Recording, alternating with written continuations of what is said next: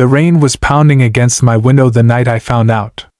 I was sitting there, alone in my shitty little apartment, the kind of place where the walls creak like they're whispering secrets. In my hand was a crumpled photo, me and Lila, smiling like the world couldn't touch us. Back when I thought love was enough. I'd spent 3 years trying to forget her, drowning in cheap coffee and regret, telling myself the divorce was the end of it. She got nothing but a box of junk from our garage, and I got, well, this. A life that fits in a shoebox. That's what I thought anyway. Until I saw her face staring down at me from a billboard outside my window, lit up like some kind of goddess. Lila Hart, CEO of EcoPulse. Billionaire. My Lila. The woman I laughed out of our marriage. I dropped the photo, my hands shaking, because that's when it hit me. She didn't just take that box of junk. She took something else, something I didn't even know I had. And now? Now I'm wondering if I ever really knew her at all. I couldn't sleep that night. The rain kept hammering, like it was trying to break in, and my mind wouldn't shut off.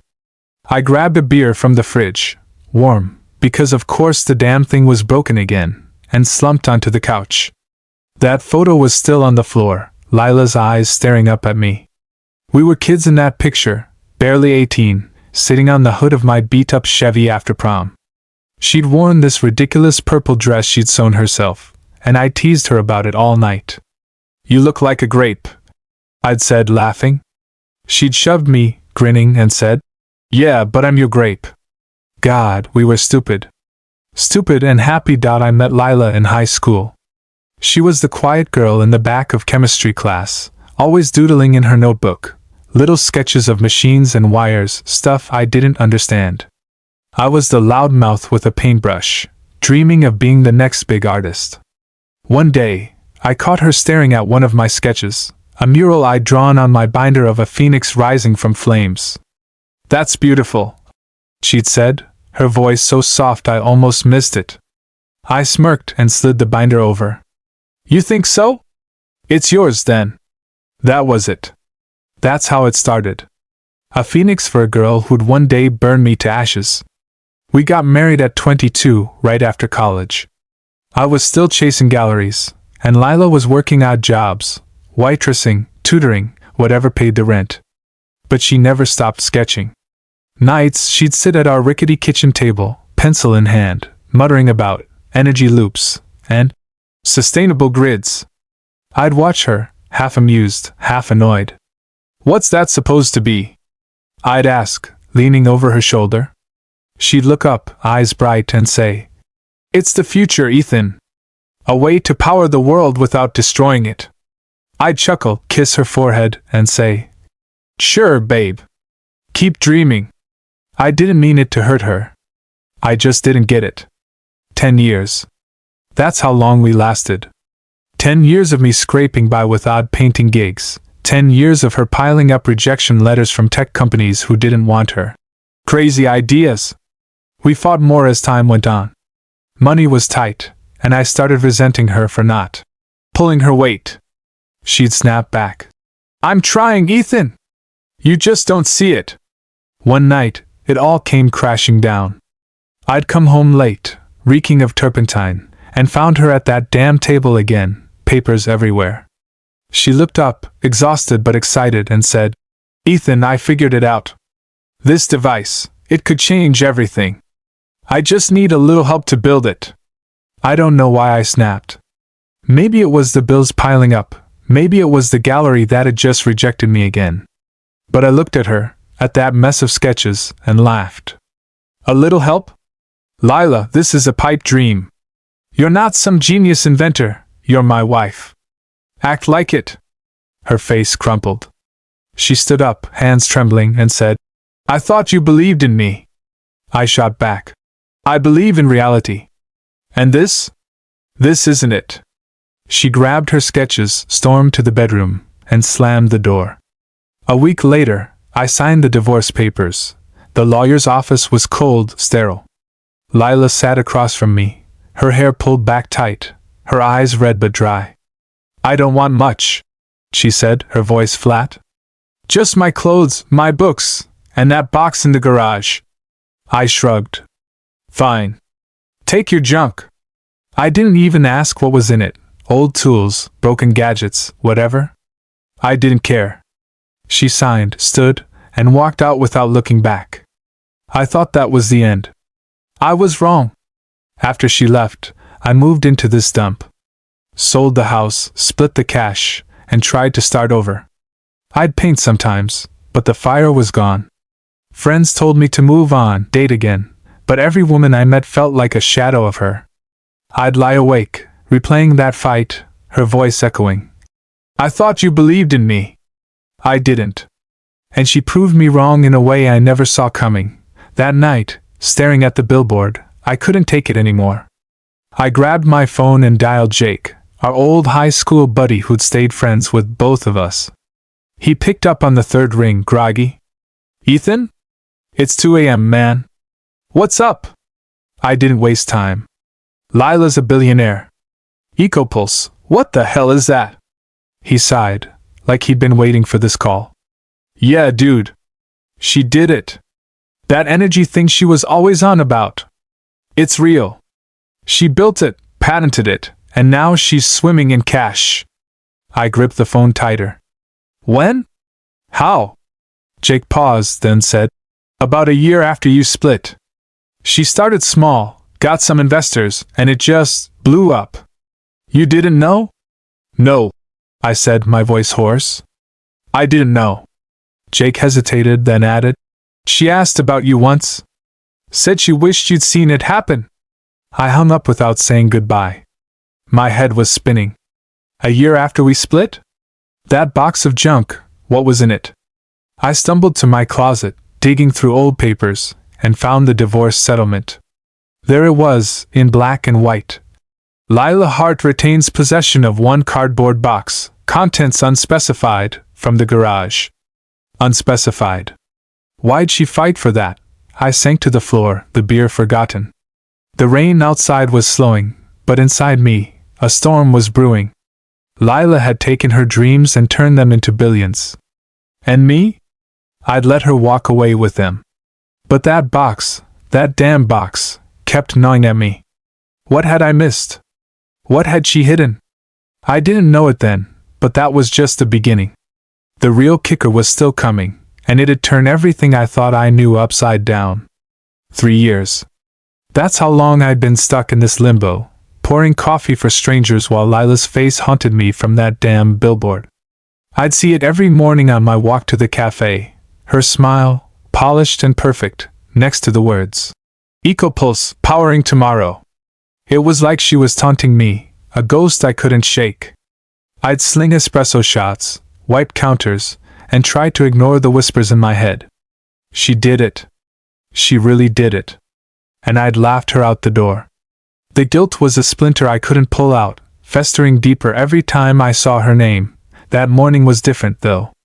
I was late, spilling coffee on my apron, when my phone buzzed. A text from Jake. Check your voicemail, man. Found something weird. I frowned, fumbling with the phone as I ducked into the break room. I hadn't checked my voicemail in months. Barely anyone called me anymore.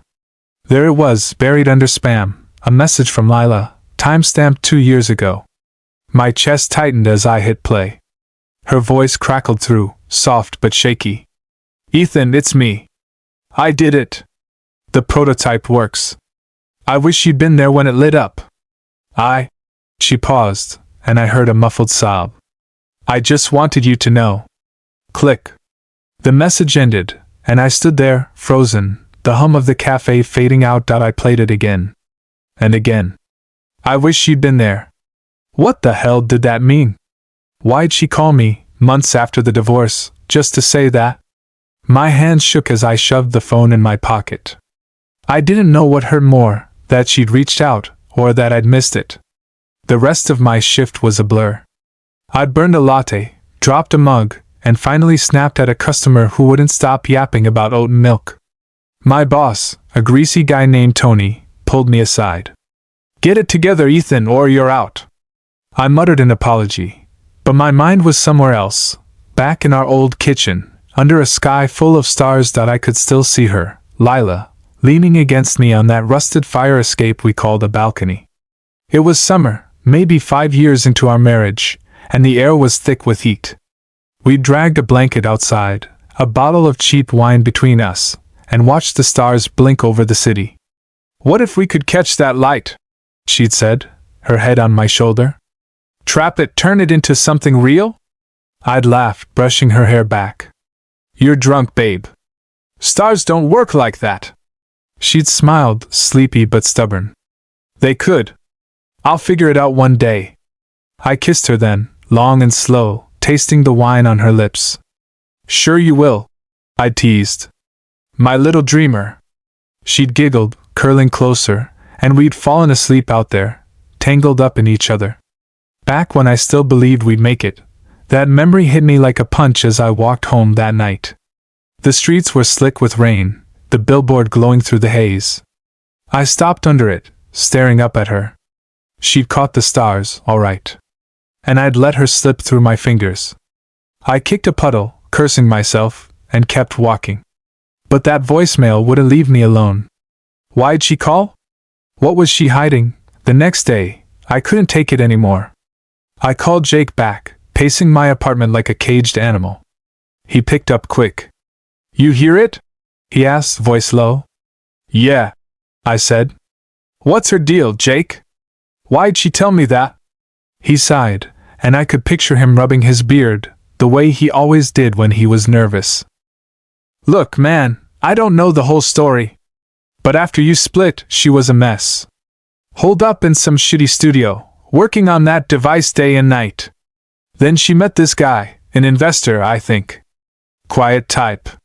He helped her get it off the ground, and boom, Ecopulse was born." I stopped pacing. "A guy?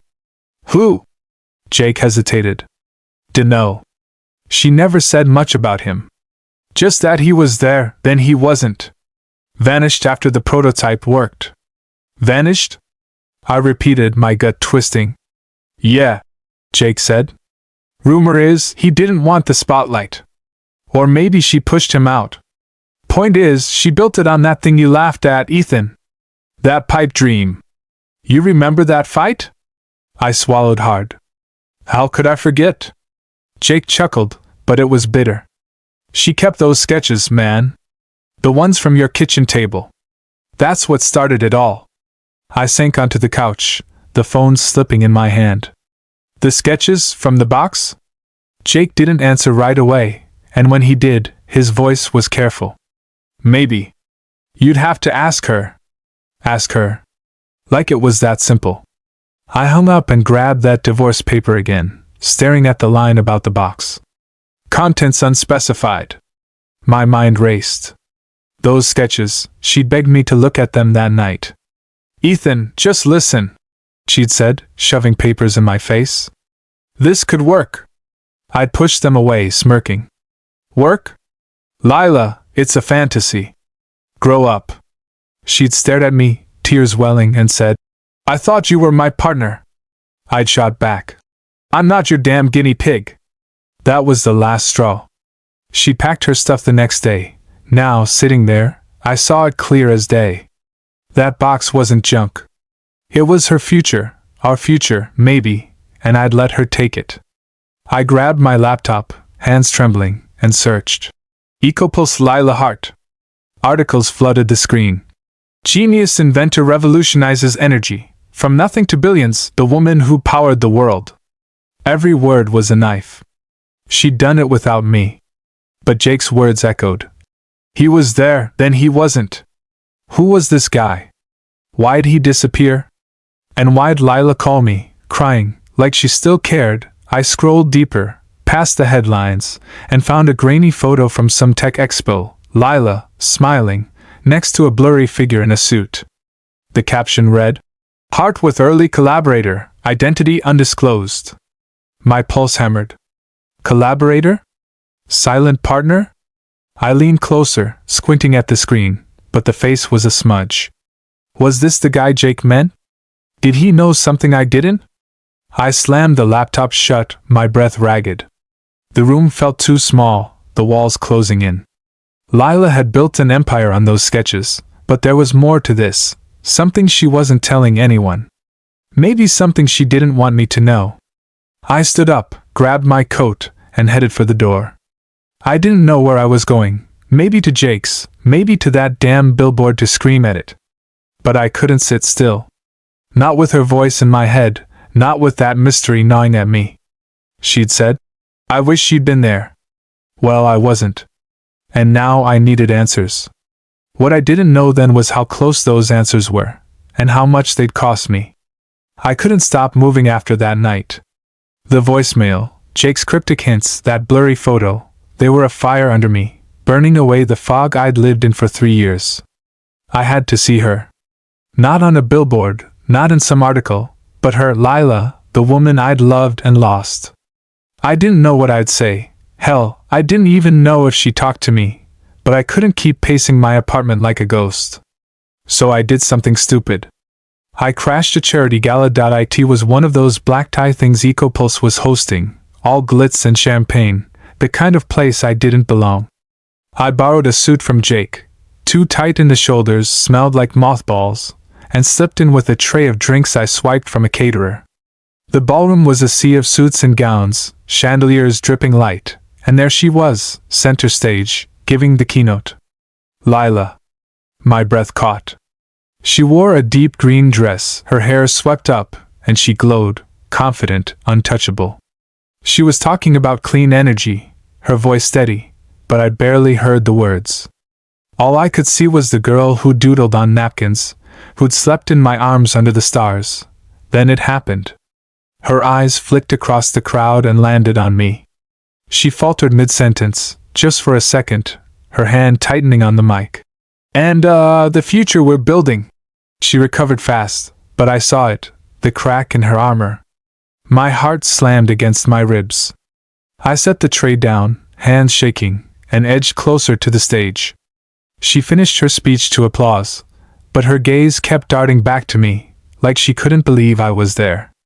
When she stepped off, I moved without thinking, cutting through the crowd. She was outside, on a balcony overlooking the city, the night air cool against the heat of the gala. I stepped out, the door clicking shut behind me, and she turned. "Ethan," she said, her voice low, guarded. "What are you doing here?" I swallowed, my throat dry. "I had to see you." She crossed her arms, her eyes narrowing. "After 3 years? Why now?" I took a step closer, the words spilling out. "I saw you, on that billboard in the news. You did it, Lila. Everything you said you would. And I couldn't stay away." She laughed, sharp and brittle. "Couldn't stay away? You pushed me away, Ethan. You laughed at me." I winced, the memory cutting deep. "I know. I was an idiot. I didn't see you. But I'm proud of you. Even if it kills me to say it." Her face softened, just a flicker, and she looked away, out at the skyline. "Proud?" she murmured. "That's new." The silence stretched, heavy with everything we hadn't said. I stepped closer, close enough to smell her perfume, something floral, like the lilacs she'd loved. "Lila," I said, my voice cracking. "Did you mean it? That voicemail, you wished I'd been there?" Her head snapped back to me, eyes wide. "You heard that?" I nodded. "Yeah. 2 years late, but I heard it." She bit her lip, turning away again, and I saw her shoulders tremble. "I shouldn't have called. I was drunk, emotional. The prototype had just worked, and all I could think about was you." My chest ached. "Why me?" She faced me then, tears glinting in her eyes. "Because I never stopped loving you, Ethan. Even when you broke me, I couldn't stop." The air went still. I reached for her, my hand brushing her arm, and she didn't pull away. "I never stopped either," I said, my voice raw. I was too damn stubborn to admit it. Her breath hitched, and for a moment, we were back on that fire escape, young, dumb, in love. I leaned in, her lips so close I could feel her warmth, and she tilted her head, closing the gap. We almost kissed, the world shrinking to just us, but she jerked back at the last second, her hand on my chest. "No," she whispered. It's too late. Too late? I echoed, stunned. She stepped back, wiping her eyes. You don't get it, do you? I built this, Ecopulse, all of it, because you didn't believe in me. I had to prove you wrong. And now you can't just walk back in. I grabbed her hand, desperate. Lila, I'm not asking for that.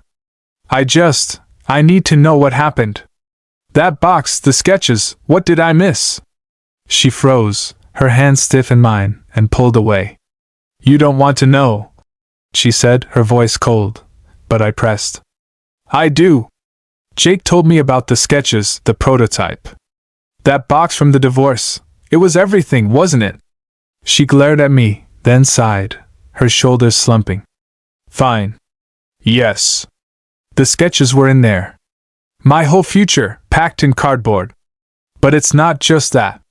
She hesitated, then dropped the bomb. You're in there too, Ethan. Those doodles you drew on my blueprints, the phoenixes, the swirls? They're part of the design. Legally, you're a co-creator. I stared at her, my brain short-circuiting. What? She nodded, her jaw tight.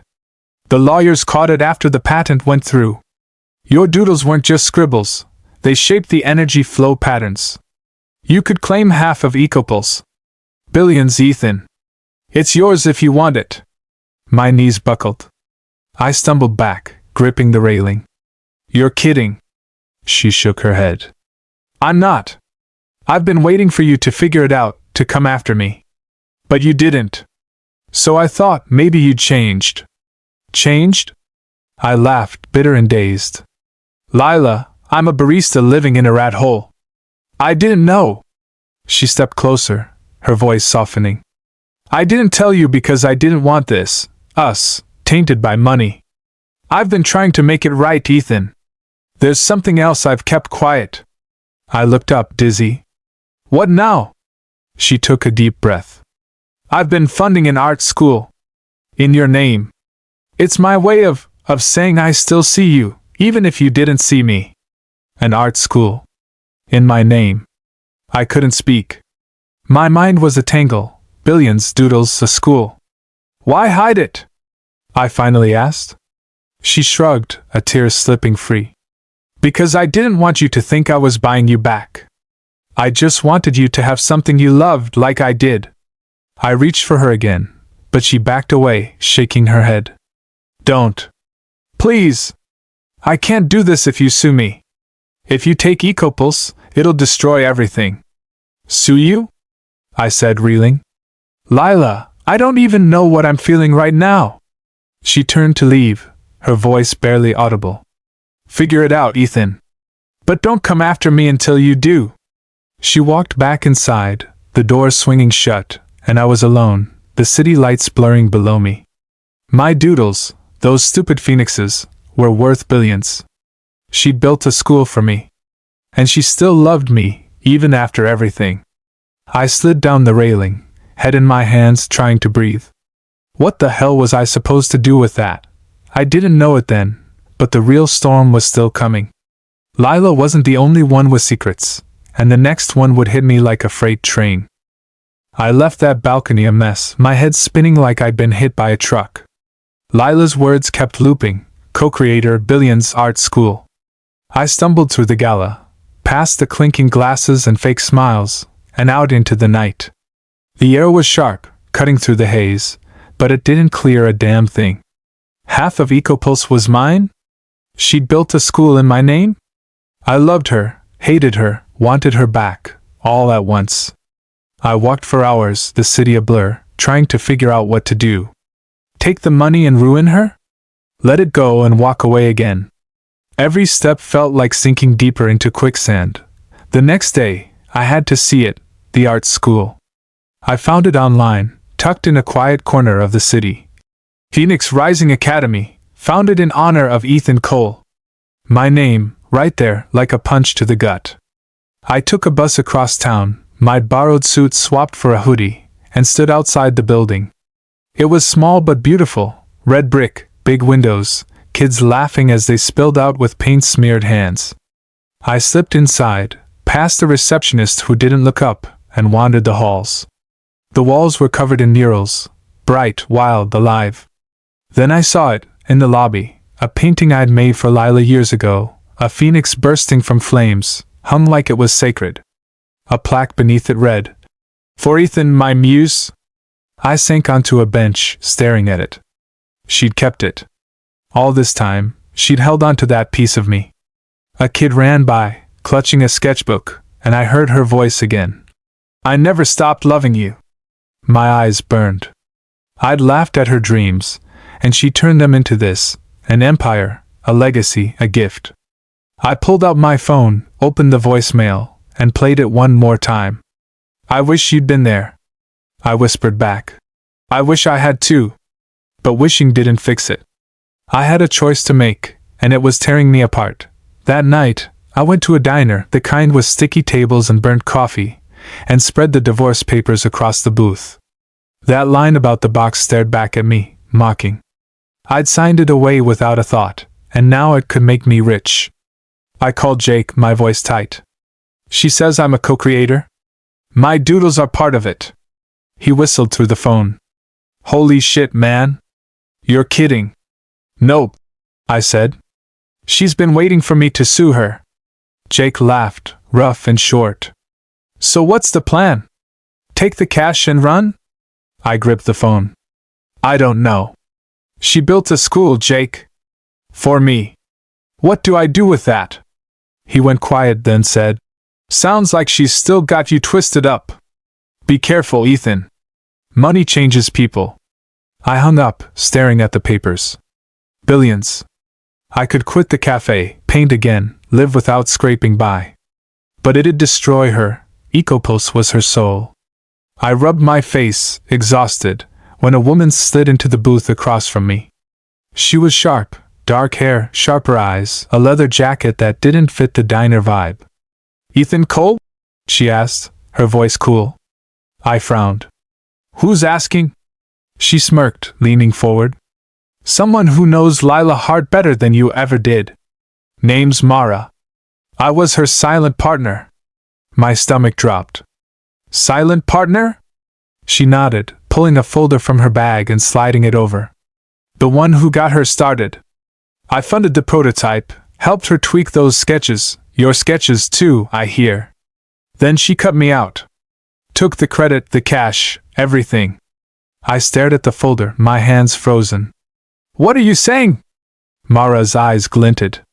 "I'm saying Lila's a thief.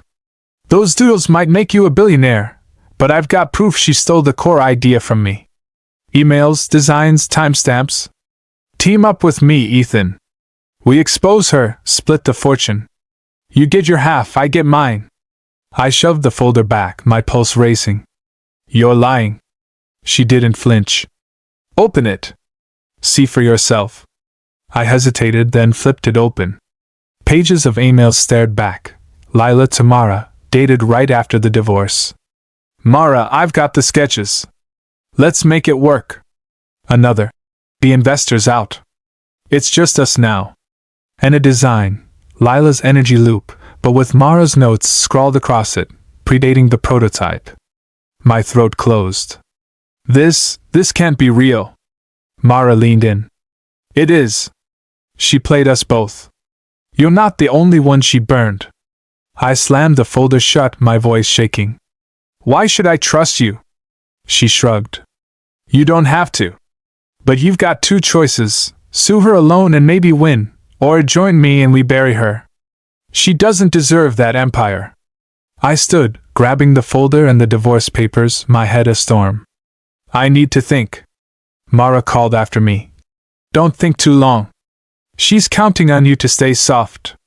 I walked out, the diner's neon buzzing behind me, and kept going until I reached her office, Ecopulse headquarters, a sleek tower piercing the sky.